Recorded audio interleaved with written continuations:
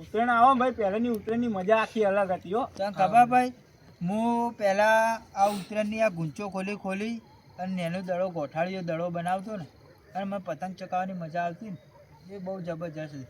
પણ તમે નહીં માનો, આજે હું એ દડો લઈને ઉપર ચડું ને તારે, પણ ધાબા ઉપર હું એકલો જ હોય, બીજું કોઈ હોતું નહીં યાર. કચમ કઈ યાર, અત્યારે બધા મોબાઈલો ને એવું બધું લઈને પડી ગયા, અને અત્યારે હું એકલો જ પતંગ ચગાવ, માયુસ થઈને હું નેચો ઉતરી જાઉં, પણ મને મજા નહીં આવતી. પેલા તો પતંગો ચેવા આકાશમાં તમે જોવા કેટલા અધર ઉડતા ખબર હે?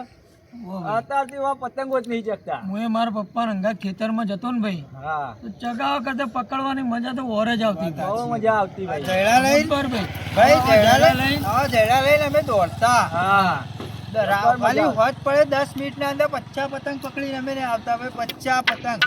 12 વાગ્યા સુધી તો કિનિયાઓ બનતા. હા, ઉત્તરાયણના આગલા દાડે નહીં. હા, અત્યારે તો કોઈ એવું હદ નહીં માહોલ. અને ભાઈએ આપણા આખા મહેલામાં આવો જયડું મૂજ બનાવતો ઓછી મોટા મોટું. હા, અને તાર તો લોપા. અત્યારના છોકરાને આમ જયડું લઈને લૂંટવા કીએ તો તે કે ના હું તો ના લૂંટું કે. અત્યારે ભાઈ હું ઉત્તરાયણ વખત ખાલી રાતે લાઈટ વાળો પતંગ ચકાવું ને, ખાલી નેની લાઈટ લગાવીને ચકાવું, લોકો જોવા જાય કે જો ભાઈ પેલા ગભારા વાળો સાચી વાત હો ભાઈ, અમે બે જોયા, મને પેલા બોલાવી જ દે. ખુશીઓ ખાલી નેની લાઈટ વાળો હું ખાલી પતંગના લાઈટ બધીને હું ચકાવું, લોકો કે જો કોકવું આવ્યું. રવિવાર આવે તો પતંગ કેવા ચકતા. રવિવાર નિશાનની રજા પાડીને વાટ જોતા. રવિવાર ક્યારે આવે? રવિવાર આવે ઓમ અઠવાડિયું જતું રહે. અત્યારે છોકરોને જોઈએ ને હોજે આવીને કે ભાઈ ચલો આજે આપણે મને એમ થાય, હું ભલે મોટો થઈ ગયો, હું કહું આજે વહેલા જઈને આજે રવિવારે કે પતંગ ચકાવું, પણ આજે ઘેર જઈને ધાબા ઉપર ચડું ને તો કોઈ કહેતા કોઈ પતંગ, આસમાન ખાલી પડ્યું હોય. પહેલા તો પતંગથી ભરેલું, અત્યારે હું માયુસ થઈને ઘેર ઉતરી જાઉં નેચો પાછો.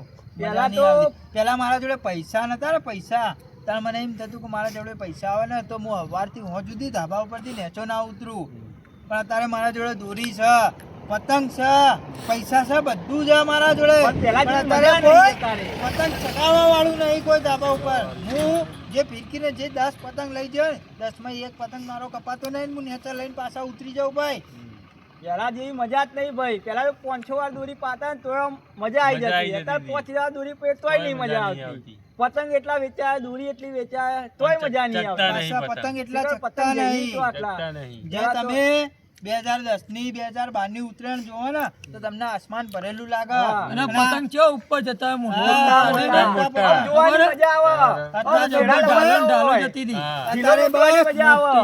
એક જ વસ્તુ, મોબાઈલ રીલ જોવામાં લોકો પડ્યા.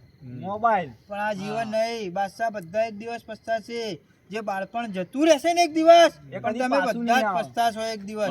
સુનમુન બેહી રહ્યો ભાઈ, કેમ બોલતો નહીં લે?